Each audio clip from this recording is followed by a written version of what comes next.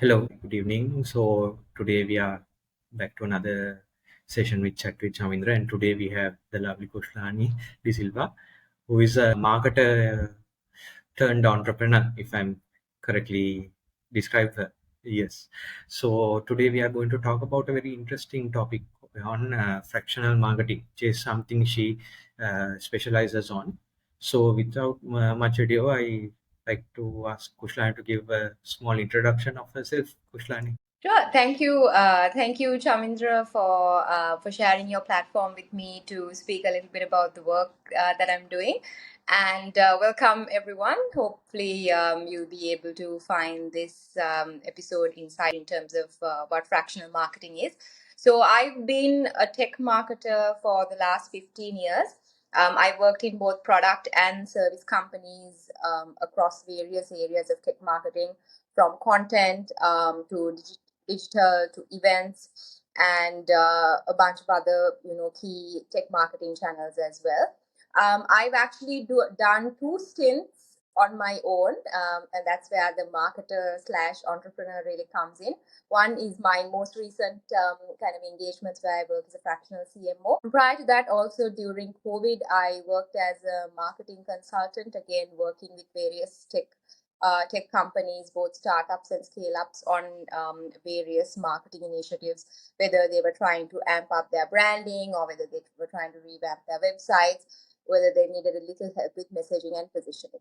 So, what I do now is a little bit different. It's where I operate in the capacity of a head of marketing or a senior marketing leader, but in a fractional capacity. So I don't really sit within the organization as part of their internal team. So I'm not included into headcount or into payroll, but I still come in a way that the organization has access to strategic marketing input.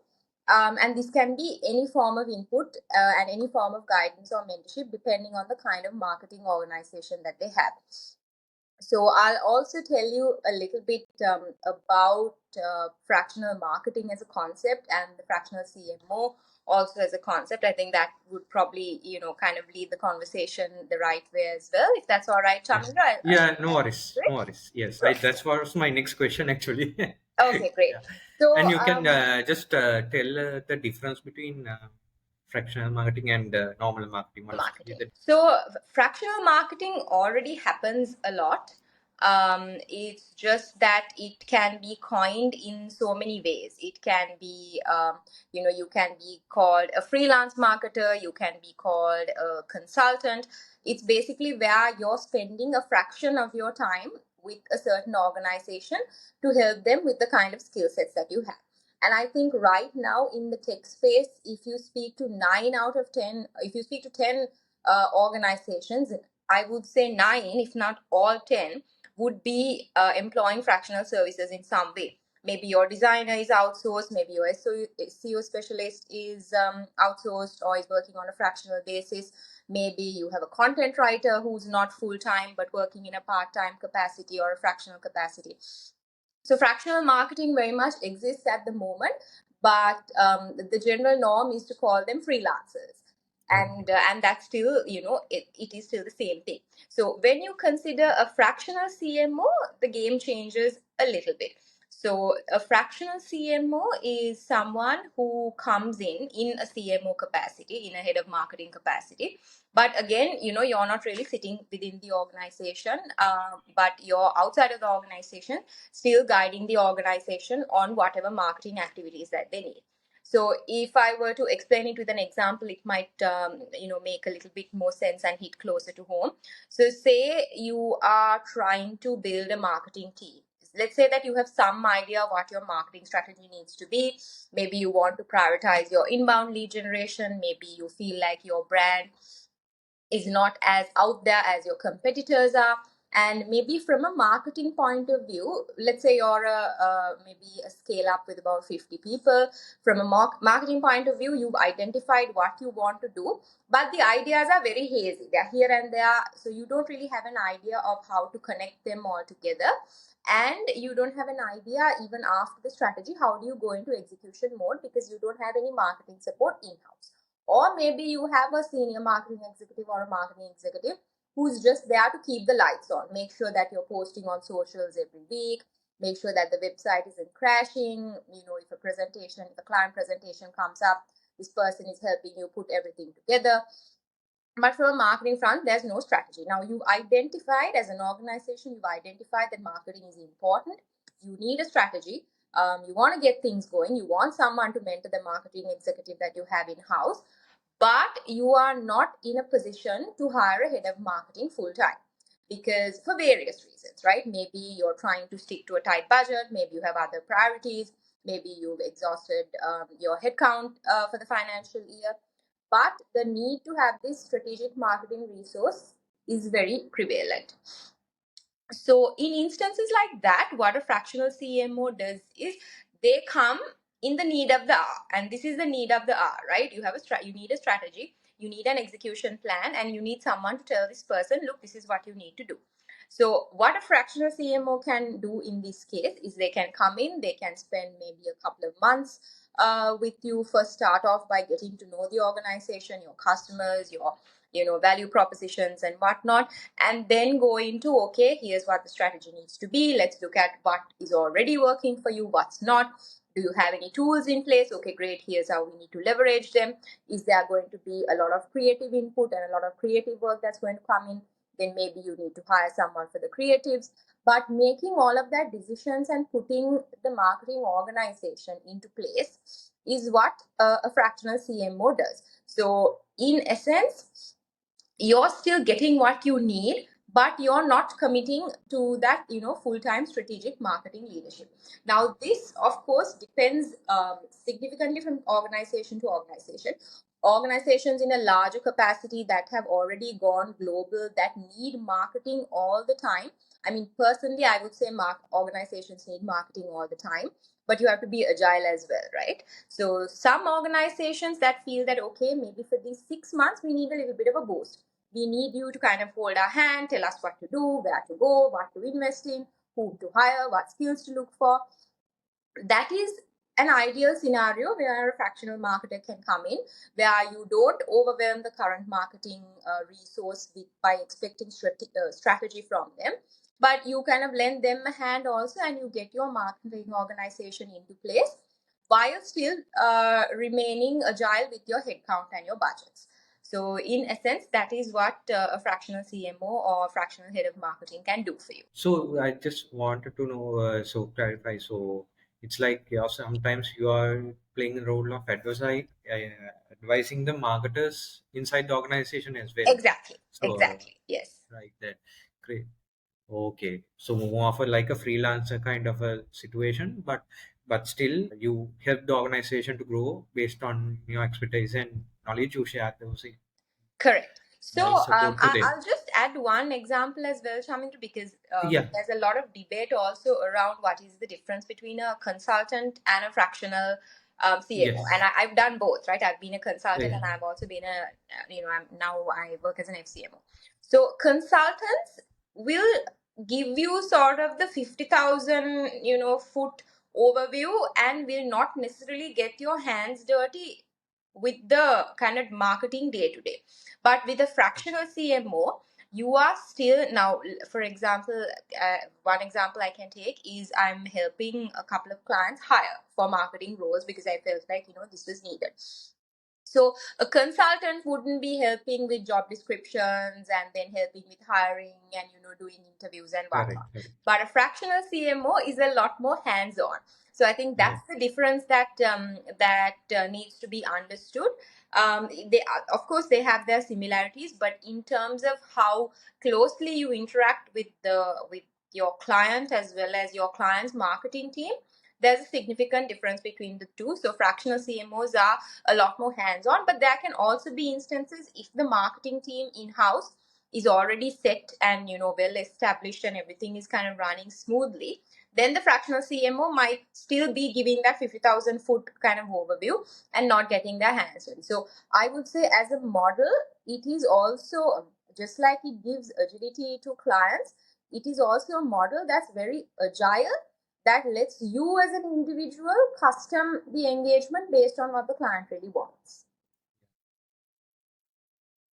very interesting and very new concept. Actually, I know because I've heard about how you do it within the organization and as a Mm, consultant, but this is a step further, right? correct, That's the correct. thing. Correct. Yes. Okay. So, so what are the strategies you use? If you can give some examples on what sort of strategies you Sure. use as a fractional marketer. Yeah, just to. So the first thing I do, and I think when companies talk to me also, they often have a standard set of problems. One is the scenario I was explaining earlier. You know, marketing is important. You want a strategy. You don't know where to start, or you have a strategy and you have one person, but you know there's no one to kind of give that push and tell you this is what you need to do. Or you have, you know, you feel like your competitors are doing, you know, so many different things. They're creating content, they're putting themselves out there, they're going to events. You feel like you're missing out, and you might be, you know, not just missing out on the noise and the buzz, but missing out on actual leads and revenue. So what do you do?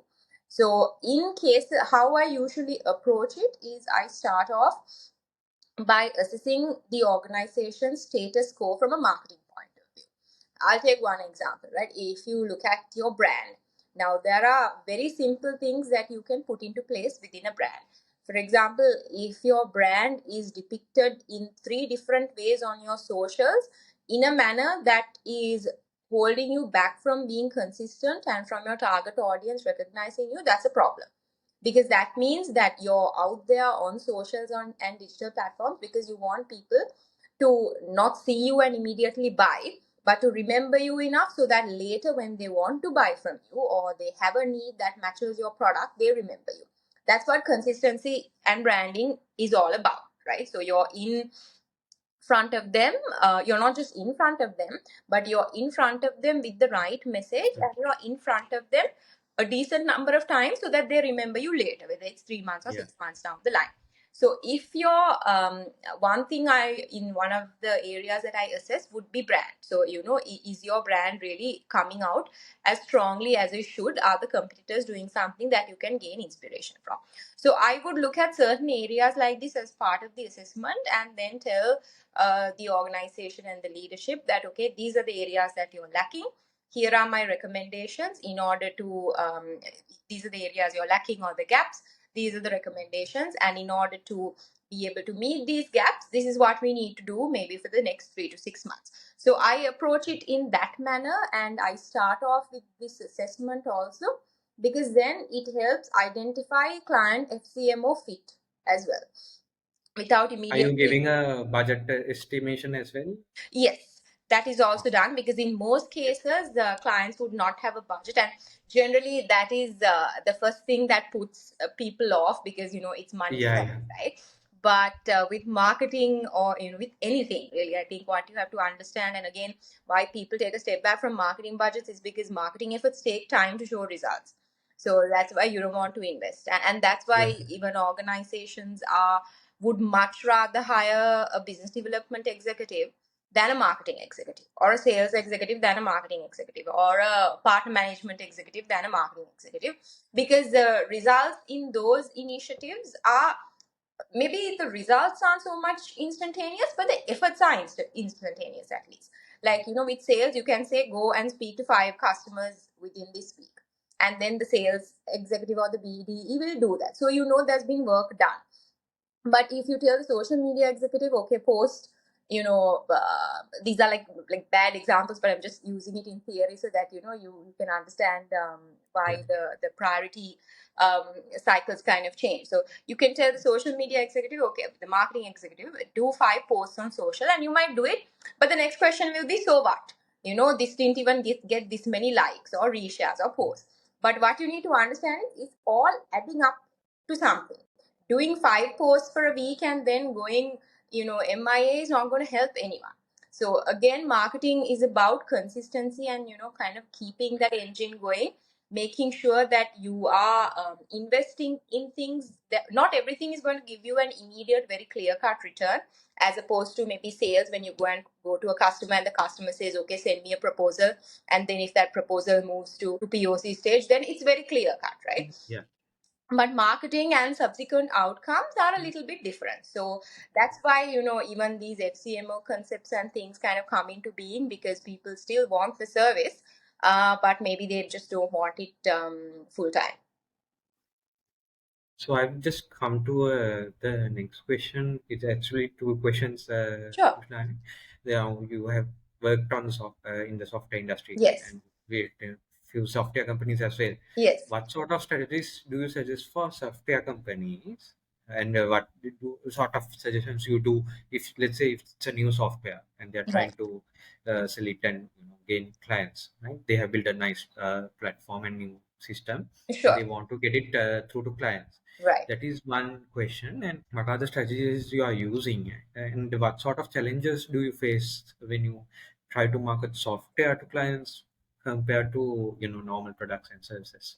What are Sure. the challenges Right. you face? So Yeah. I think in the B2B SaaS space, what happens really is a lot of times the product market, even if before we go into marketing strategies, I think sometimes there's a problem with product market fit as well. Maybe for whatever reason you quickly put together a product, maybe it has a free trial, maybe it doesn't, and then you kind of put something together and push it out without really considering if that product is really hitting close to what the consumers want. Maybe there are other products that are doing a similar thing. Maybe your value proposition isn't something that really needs to stand out. Maybe you don't need a value proposition that really needs to stand out. Maybe everything is the same, but there's another untapped market. So it's often products being created also, I think, without really taking into consideration what that market need is. And now within this space, if you look at how many product companies are coming up for various things, I sometimes even feel like there could be a case of supply over demand.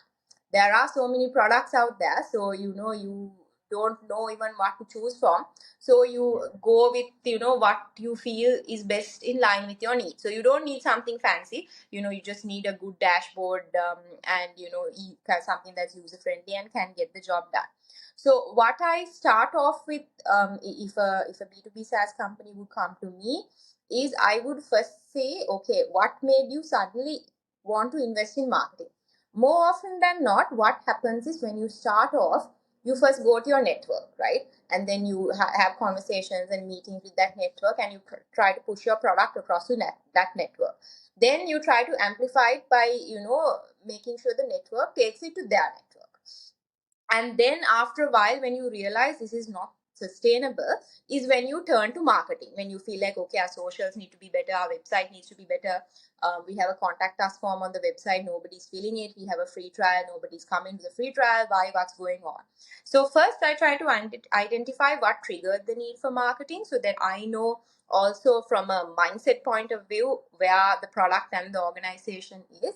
And then from a strategy point of view, I would look at where the company, where the product is already doing well, and then look at if those value propositions and those sentiments are properly echoed, first of all. Because you might have a really great product, but if you're not telling that story right, then there's a problem. Then maybe your story is being told to too many people. Maybe you have a niche within a niche. Maybe you have a product that is targeted for banks, but even maybe within banks there are certain departments of banks that might need it.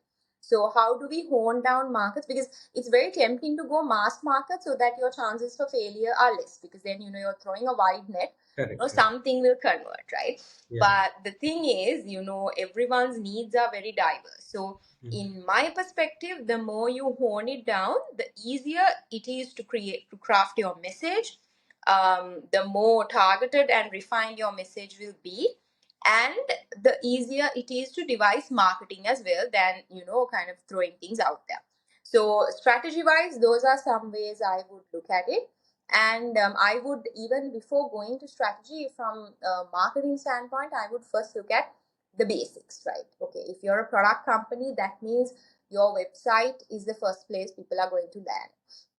Is the information there? Is it easy for a user who comes to the home page to navigate to the product page?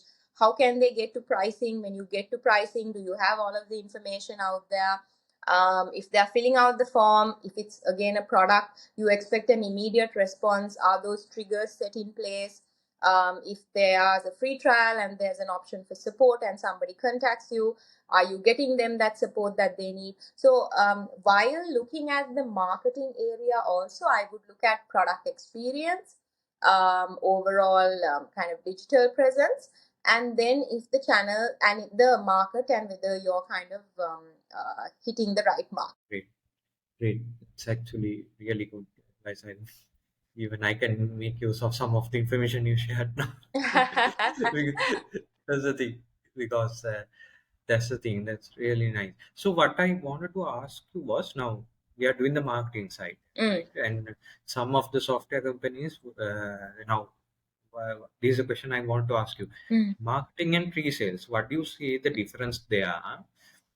And can a pre-sales guy do marketing? I mean, vice versa. Is there a connection? And what are your thoughts on that? Yeah, so I think in it will there's a difference in the sense that I think pre-sales is still going to be that bridge between technical and sales, right? So based on the organizations I have worked for, that's where I've seen where the customer will give you a fairly technical requirement, and then sales will kind of try to map the business requirement in, and pre-sales will look at it from both perspectives. Okay, from a technology point of view or technical components point of view, this is what the customer wants.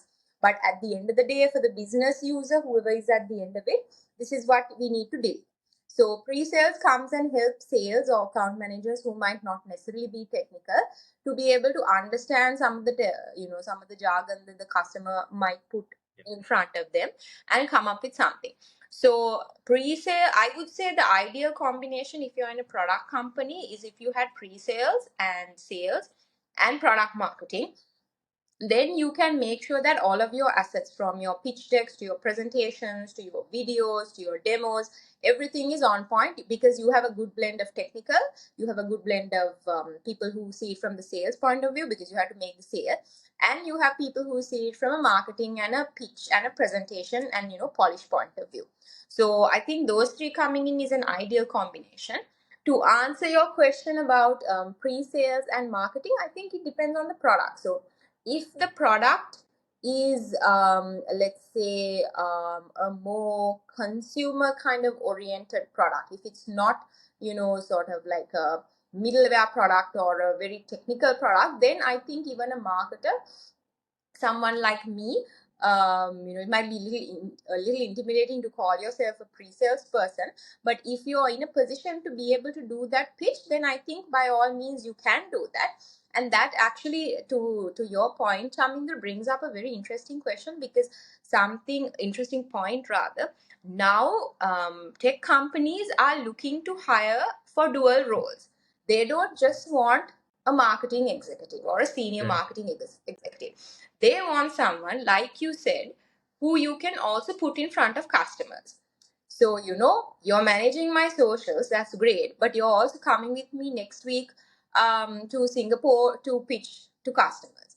That's what they want. Correct. So, I'm finding this extremely interesting, and I want to run some surveys and things and see if young marketers out there or young salespeople out there are keen to explore this dual role, because I think it could be a real game changer for the industry as well. Because even now, just like I said, the fractional marketer doesn't have a the fractional CMO concept is adopted because there's no full-time need for a head of marketing in an organization.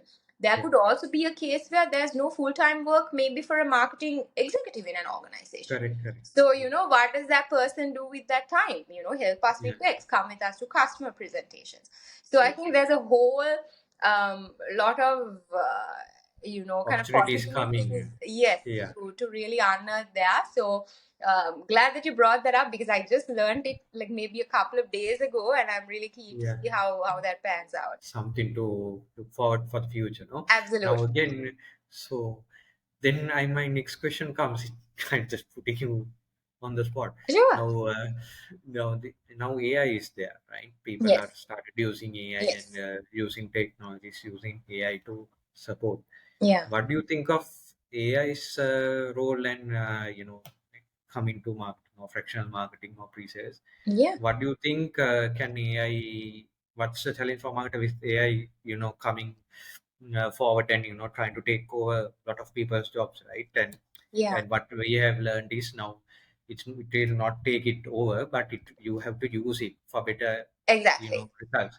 Yes. What sort of influence do you see of AI for marketing and fractional marketing and as a So whole? I think in the last couple of years alone, AI has had a huge impact, and I think the impact and adoption also has varied significantly.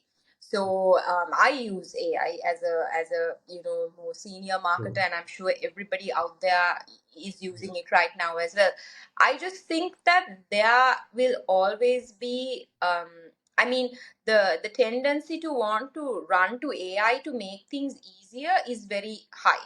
Now, if you look at things like ChatGPT and Gemini, people like me earlier who used to sit down and spend hours writing copy, now you're just tempted to write some, garbage and shoot it there because you know it's going to make sense for you. So it is there to make things easier and better. But at the same time, I think it still doesn't take away your brain power because you have to be able to give the right prompts. And this is just in the yeah, case of like the content creation tools.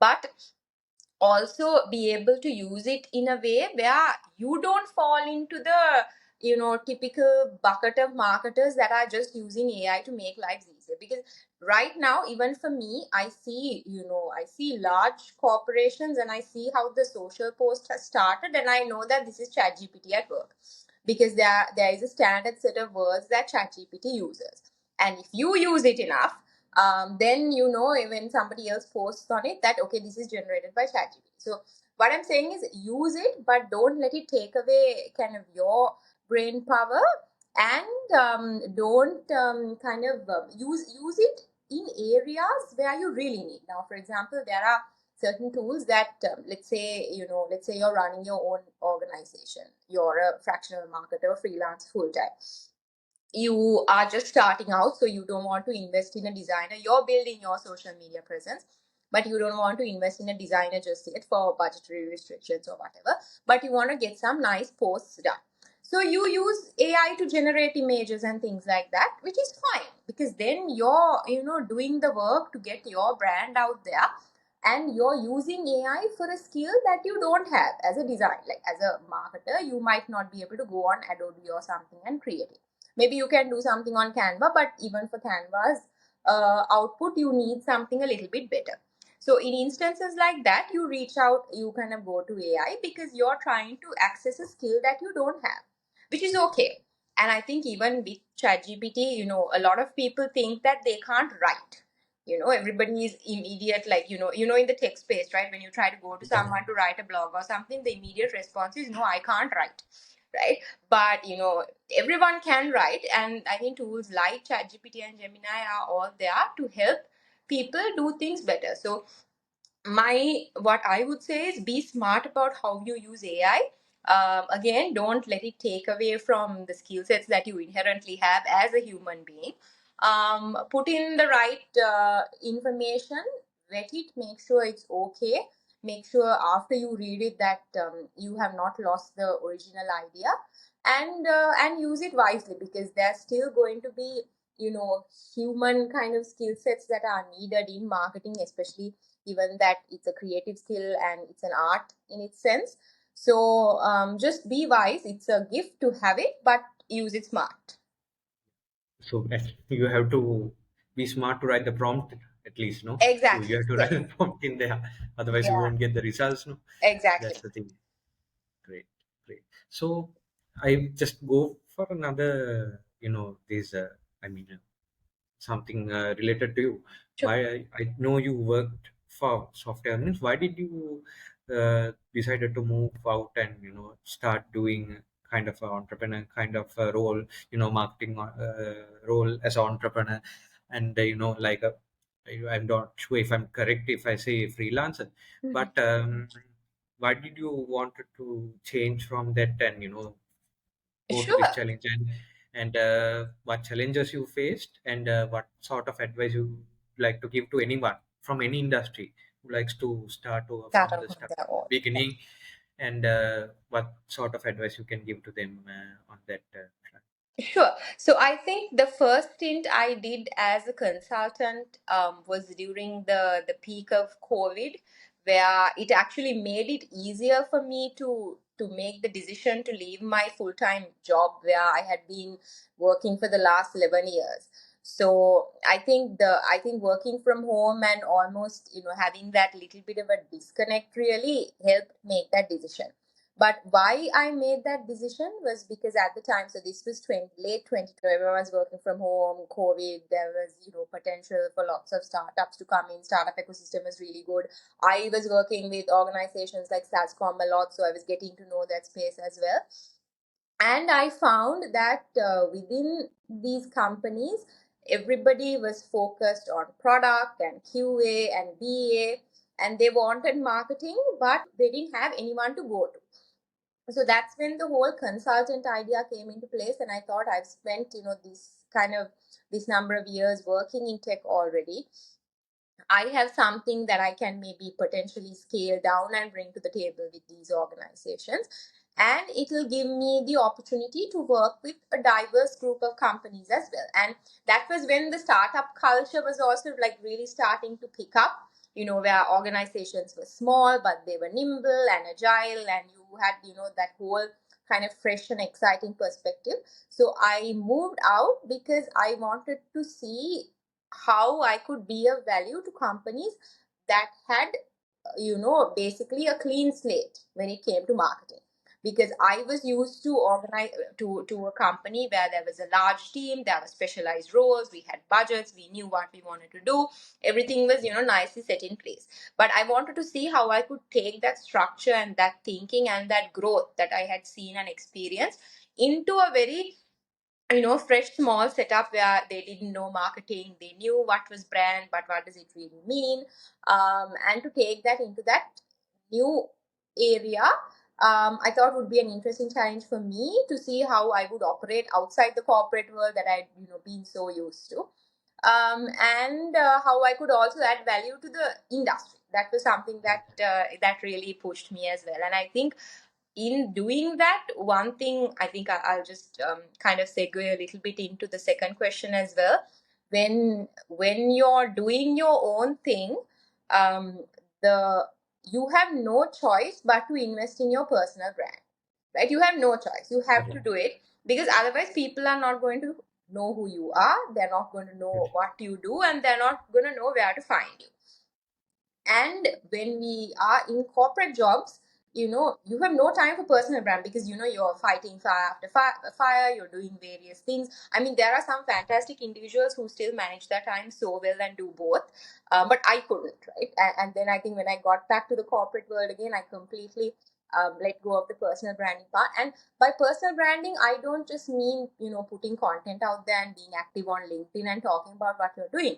It's also the effort that you put to make yourself better. Maybe it's the certifications that you get, the material that you read, the courses that you take, the people that you interact with, collaborations like this. All of that becomes more important when you are your own show. So I think that is probably one piece of advice I can give to anyone who is looking to be an entrepreneur is invest in your personal brand. Figure out, what channels first of all, figure out what you're good at and why what you're good at makes sense to the people that you want to talk to. Because there's no point saying I'm good at something unless it is either a need of the hour, like, this concept, or it's something that can help make people's jobs easier, or be able to go to market faster, or build better products, or be seen better in industries. So that's important, to be able to match what you're good at to what the customers want. So that's the first time I kind of stepped away from the corporate world to do my own thing. And the second time really was also again because I wanted to get more exposure into other organizations as well, because when you work in certain places, you're kind of conditioned to that frame, right? And this now lets me talk to clients who are in products, in services, who are looking to expand into ASEAN, who want to get into Europe. So their thought processes, what they want to do, what they have seen, what has worked for them, their perceptions of marketing are all greatly different. And I felt like by doing this, becoming a fractional marketer and an FCMO, I would ultimately, hopefully, become a better marketer as well. And I'm already seeing little signs of that now because I'm helping clients build teams. And in doing that, I'm talking to aspiring marketers and figuring out what they want. I'm seeing that there is so much skill out there within the creative design space, maybe not necessarily in tech, but there are so many creative designers out there who are looking for work, who are very passionate about expanding their portfolios. So this exposure and knowledge I would not have gotten had I been in the corporate role, because I would say, You see outside the box, right? You see outside exactly. the box. Yeah. Yeah. We would tell, so typically when you're hiring, you would tell HR, this is a job description, put the job out. HR would open the job, you'd get the CVs, you go through the CV shortlist, and that's it. But here I am actually going and looking into people's profiles and portfolios and having sort of like interim conversations with them. So again, it's even more hands-on than some of my more direct marketing roles, I would say. So it's, I mean, I don't, I would say maybe I know like 2% yet about the fractional CMO engagement because I just started. But the Yeah. way it's going, there's so much to learn and so much for me to do. I wouldn't even say it's helping me becoming to become a good FCMO, but to become a good marketer overall, I think. So my advice again in that regard also is, if you obviously if you're looking to step out of your kind of literal literally speaking your 9 to 5, and step out, then first of all make sure that we all have commitments, right? Make sure that you are able to fulfill those commitments without a monthly paycheck, and then get into the space and look at what you're good at and what sort of value you can add, and how it makes sense to the people that you want to speak to. The beginning will always be tough. People will come to you like they're interested, and then they'll fall off the radar. But don't let that don't let it dishearten you or demotivate you. Have little kind of progress indicators, so that even if you're not getting the exact kind of clients that you want or the number of inquiries that you want, have little progress indicators for yourself, so that you still feel good about what you're doing. Because when you move out, there's no one to motivate you, right? There's no boss to Correct. push Correct. you. There's no colleague to say, hey, you know what, you got this, don't worry about it. It's all you, right? You still have your support system, but you're Yeah. kind of immersed in your work. So it's important in situations like that for you to stay kind of positive and motivated. So have little so one thing I do is, when I started, I think back when I was consulting, I also would, get certain inquiries, and then, you'd spend time and put together proposals, and then they'd never get back to you. So then what I thought is, no, let me look at, okay, now I'm investing my time on LinkedIn. So let me go and see, after I post something on LinkedIn, who's going back and looking at my profile. Is it the typical CEO slash founder kind of persona that I want? So then, on a bad day, at least, where I've had maybe 3 proposals rejected, I go back and I know that, okay, but still I am getting the attention of the right people. Maybe they'll convert one day, but maybe they won't. But at least I know I'm making progress. So I think that is Progress. very important for someone starting out. That's very nice. You're very inspiring from that point of view, and I think you are doing a very good job as of Thank you. things, because I've seen you what you post on LinkedIn and even also media platforms. It's very nice. So I think that's very good. And just to conclude, before we conclude, just one last question. So, what are your future? What are you planning to do? I mean, you must have some kind of a plan, to help out this, to promote this fractional Sure. marketing strategy in Sri Lanka and all over the world. Maybe this is a new concept in Sri Lanka, Mm. and And also, please share how, if anyone is interested, how to contact you, and just let us know on those details as well, Kushlani. Sure. So Yeah. I think I'm also seeing a lot of other services within the FCMO engagement that I can provide in addition to the assessment of the marketing organization, the gap analysis, the strategy, the hiring. I think there are also other areas where there's, maybe it's more to do with mentorship, it's more to do with building a team, more to do with inefficiencies within marketing. Maybe you've been using a tool stack for a long period of time and you're not seeing it. Maybe you have invested in SEO and then you're still not seeing results. So I'm also seeing little niches like this, which sometimes hit more close to home than the bigger FCMO gig also, because people are often looking to solve a particular problem. So I think still, I can still call myself that, be that, but go into some of these smaller niche areas that people are trying to combat and that are really kind of bothering them on a day-to-day basis. So your social media presence not being great is not going to bother someone on a day-to-day basis.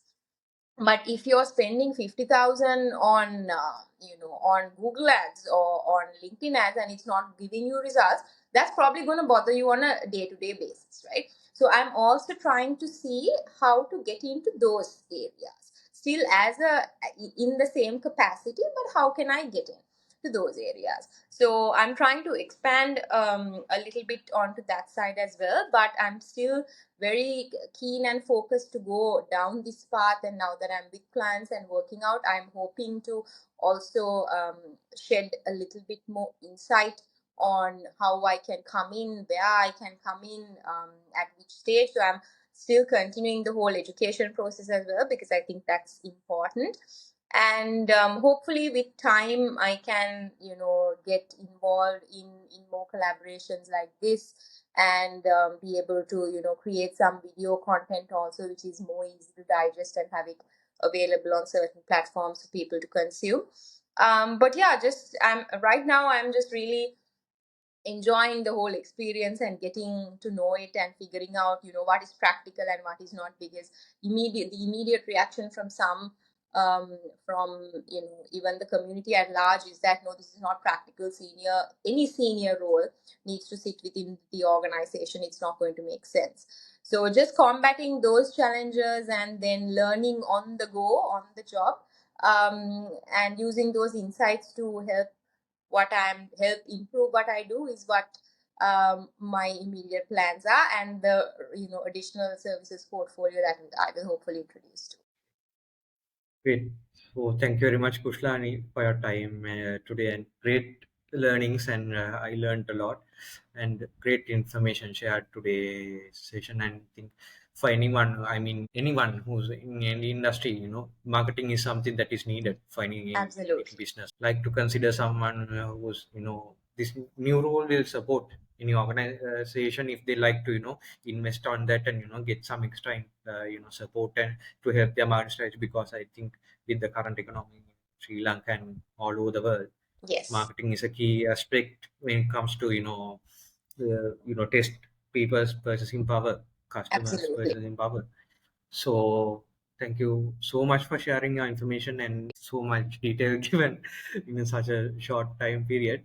Thank you so much, and I wish you all the very best with all your endeavors, and for sharing your content and information on social media platforms. I will update your details just Sure. to anyone who's listening. You can follow her on LinkedIn and as well as Twitter as well. She's go as Kushlani De Silva, so you can search and easily find her in all social media platforms. So thank you very much, and I wish you all the best with all your endeavors. And let's connect again someday in the future and discuss more about fractional marketing.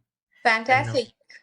Certainly, and thank you very much to you also, Chamindra, for for letting me come on board your platform and share some information. All the very yeah, best to you as well, and thank you once again. This is a great chat. Hopefully, we'll be able to speak soon. yeah, sure, sure. Thank you very much. All right, Okay, thank you so cheers. much. Thank you. Yes. Bye.